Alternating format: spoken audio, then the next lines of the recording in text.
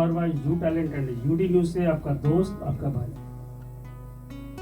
आप लोगों का बहुत बहुत शुक्रिया। आप हमारे चैनल देखते हैं, हमारे चैनल को सब्सक्राइब करते हैं और आपके अच्छे कमेंट्स भी आते हैं और आप सवाल जवाब भी करते हो। अच्छा लगता है कोई हमसे मिल के बात करे और हमारे बारे में बोले, कुछ पूछते भी हो और कुछ बताते भी हो।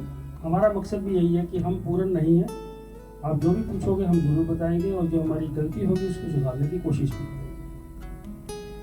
जैसा कि आप देखते हैं हमारे चैनल पे म्यूजिक, सोशल, एजुकेशन, कंप्यूटर, हर विषय पे चर्चा होती है। हमारा मेन मकसद कोई एक नहीं है।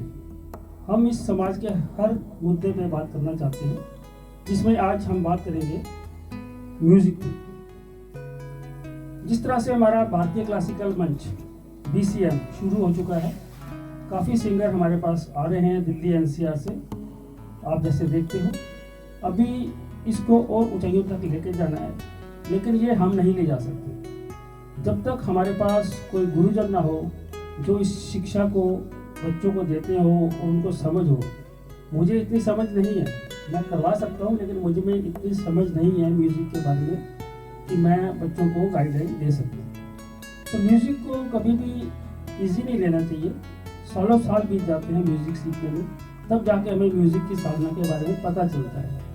कहते हैं कि एक जन्म भी कम होता है म्यूज़िक को सीखने के लिए, क्योंकि ये ऐसी चीज़ है जो दिन ब दिन गहराइयों तक जाती है। जितनी गहराई में जाएंगे आगे और करने की चाह होती है। आपका ज़्यादा समय ना खराब करते हुए मैं आपकी मुलाकात कराना चाहता हूँ हमारे गुरु, हमारे दोस्त, हमारे बड़े भाई तिलक मलिक जी से। तिलक मलिक जी एक ऐसा नाम है जो दिल्ली से बॉम्बे तक और यहाँ तक कि मैं कह सकता हूँ कि पूरे इंडिया में इनका नाम हर स्टेट में चलता होगा, क्योंकि इनके सिखाए हुए शागिर्द बच्चे आज धूम मचा चुके हैं। ये पिछले कई सालों से, लगभग 25-30 सालों से इस कार्य को कर रहे हैं और अपने बच्चों को बहुत अच्छी तरीके से शिक्षा दे रहे हैं।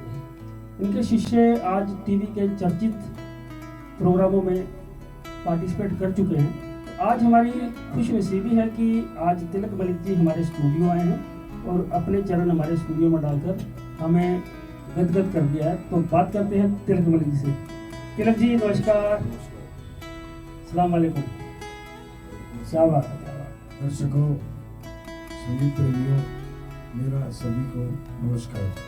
मैं मेरे गुरु मनीष कठिरिया जी को प्रणाम करता हूँ, जिसकी बदौलत मैं इस मंच पर आकर बैठा हूँ।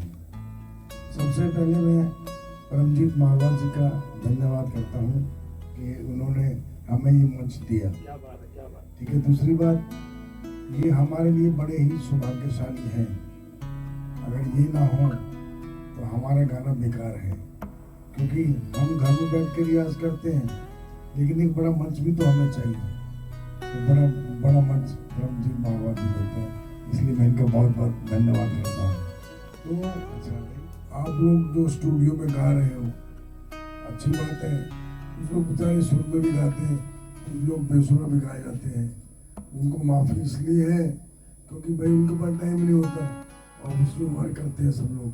हाँ, बच्चों का ये है कि मेरा मानना है कि बच्चों को सीखना चाहिए, बिना सीखे उनको नहीं गाना चाहिए।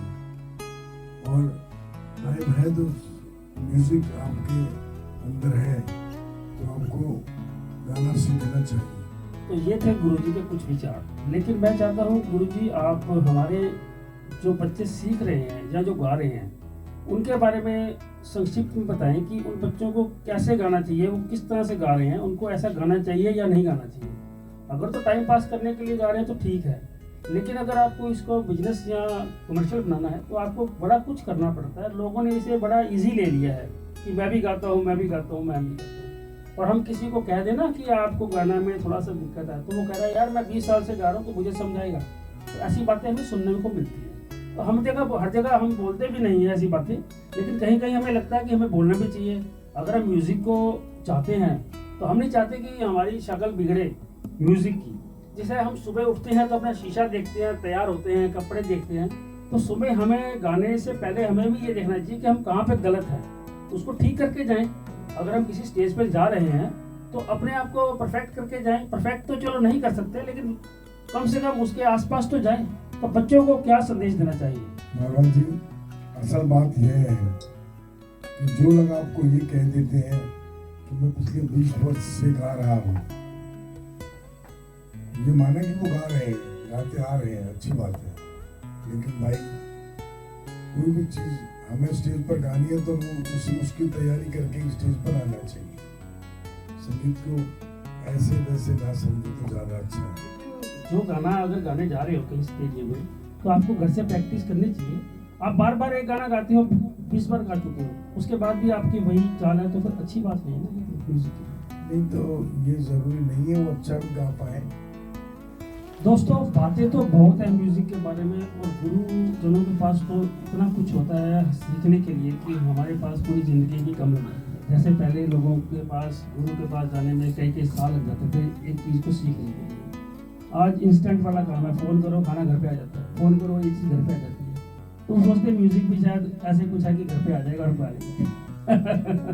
तो बातें बहुत लंबी चलेंगी। गुरुजी ने बहुत हमें अच्छी शिक्षा दी है कि प्रैक्टिस करनी चाहिए, लेकिन मैं कहता हूँ कि एक गुरु जरूर होना चाहिए। अगर आपने संगीत की शिक्षा में कुछ सीखना है तो गुरु के बिना तो कुछ भी नहीं हो सकता। चाहे आप रियाज करो, महीने में 2 बार करो, 3 बार करो, लेकिन एक गुरु जब आपको नुक्ता बताएगा, गुरु जी गलत नहीं करें, नुक्ते होते हैं इस चीज़ों में। जब तक नुक्ता ही नहीं पता होगा तब तक कैसे बात करेंगे? मैंने पहले भी एक बात कही थी कि म्यूजिक एक ही चीज मांगता है, म्यूजिक मांगता है टाइम। Yes, time. और उसकी चक्रवर्ती जी के फादर कहते हैं कि अगर आपने 10 घंटे रियाज करा है जी, तो मुझसे बात करो, नहीं तो जाओ। तो यानी संगीत आपकी आवाज को संवारता है, सजाता है। संगीत नहीं, आपका रियाज। मैं तो बोलता हूँ सर, संगीत तो हमारी आत्मा को भी श्रृंगार दे देता है, एक रूह की खुराक है ये मेरे हिसाब से। पहले मैं सर आपको यही बता दूं कि मैंने अभी बताया कि सबसे पहले टाइम, रियाज में ज्यादा समय देना। फिर उसमें आपने मारवा जी ने एक बात करी कि श्रृंगार या मन का सुकून, तो इसमें संगीत में अलंकार होते हैं।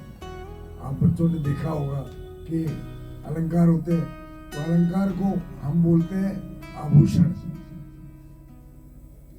जिसको हम पलटे भी कह देते हैं जी। तो वो क्या है, वो राग को सुधारते हैं, आवाज को सुधारते हैं, वो एक आभूषण का काम करते हैं। जैसे राग एक दुल्हन है और अलंकार या पलटे उसको सजाते हैं, ये सुर्खी बिंदी, वो एक आभूषण का काम करते हैं। जी सर। और मेरा तो ज्यादा समय लेते हुए एक ही बात कहूंगा कि जो लोग नहीं भी सीख रहे, उम्र निकल गई, तो वो सुबह उठ के नीचे का सा ऊपर से मध्य सप्तक से आते हुए 20 मिनट बोल के सा, फिर 5 मिनट नी, फिर धा पा मा गा रे सा, ऐसे करके धीरे धीरे, और फिर नीचे वाला सा है उस पर आगे जम जाए, वो ज्यादा टाइम दे उसको। गुरु जी, मैं एक बात और आपसे कहना चाहता हूँ, उम्र किसी चीज की कभी नहीं निकलती, आदमी में जज्बा होता है।